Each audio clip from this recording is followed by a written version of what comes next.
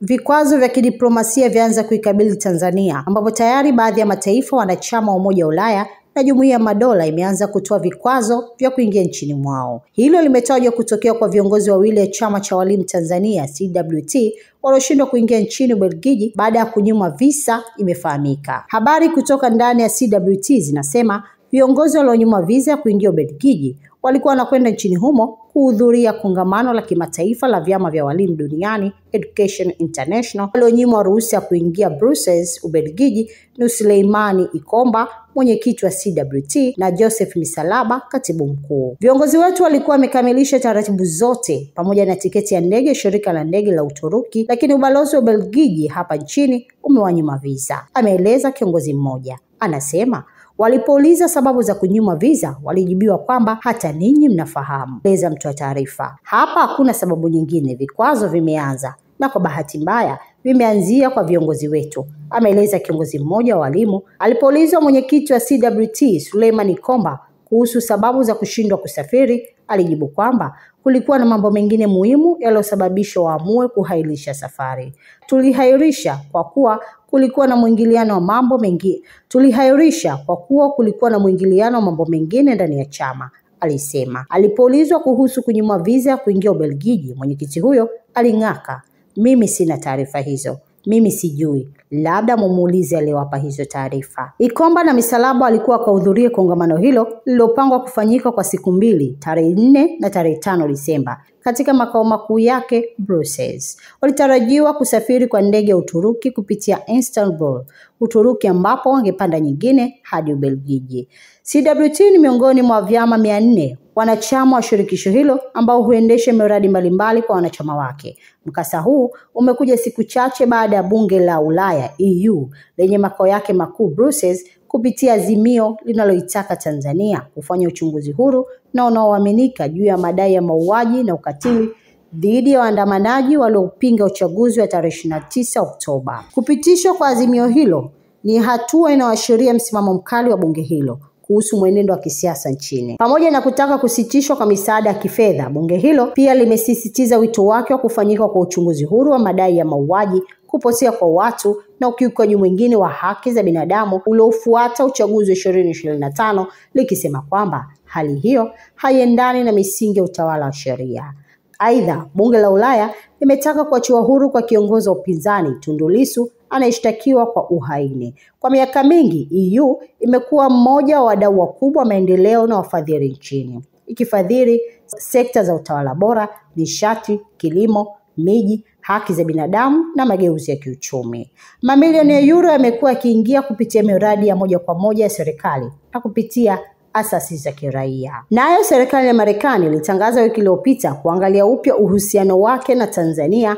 Taarifa iliyotolewa na ubalozi wa Marekani jijini Dar es Salaam ilieleza kuwa licha ya uhusiano wa muda mrefu na serikali, lakini kutokana na mauaji ya raia wengi wakati wa uchaguzi, itatathmini upya uhusiano huo. Iliongeza, matukio yanayoendelea kufanywa na serikali ya kukandamiza uhuru wa dini na uhuru wa kujieleza, kuwepo kwa vikwazo vya mara kwa mara dhidi ya uwekezaji wa Marekani na ukatili dhidi ya raia kabla na baada ya uchaguzi ni mambo yanayotufanya kutathmini upya uhusiano wetu.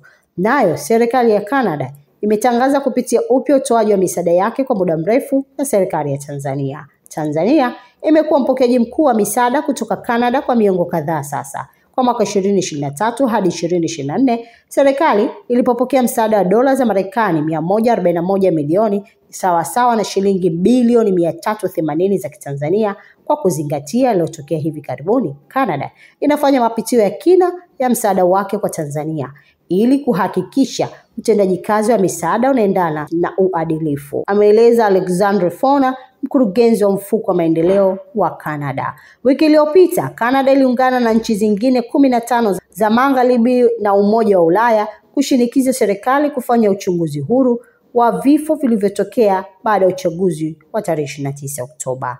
Na Mwanahalisi TV haikuishia hapo. Ikazungumza na baadhi ya wachambuzi ambao wamezungumzia kwa kina swala hili. Hivi vikwazo hata wanapovileta wanaoumia sana ni wananchi wa kawaida, tena wale wa hali ya chini, na zaidi pia ni wale wa chini zaidi, kwa sababu UWT ni chama cha walimu, wanaenda Ubelgiji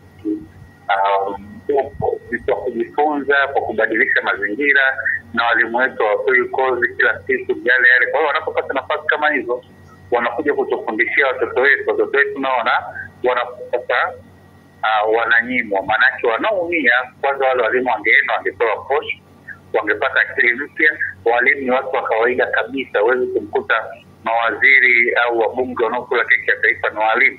Kwa hiyo walimu ni watu wa chini, wakienda kwa ajili ya wanafunzi wetu. Hilo la kwanza. Lakini wameanza, tumeambiwa kuna trilioni 1 kutokea Marekani na zaidi tumenyimwa, lakini Wakenya wametoa trilioni 4.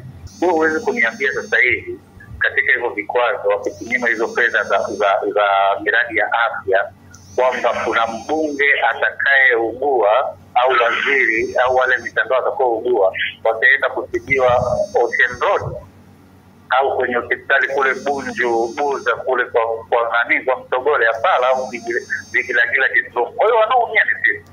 Tulitamani kama hivi vikwazo vinawekwa watu waweke, na mimi hili ni ombi langu mimi kwa hao mapapa Umoja wa Mataifa, Umoja kama ni vikwazo wangeanza kama ile Bashite walinyima kwenda Marekani, wawazuie mawaziri wote kwenda nje, wawazuie mawaziri wote kuhifadhi fedha nje, wawekee viongozi mmoja mmoja wale ambao wanatawala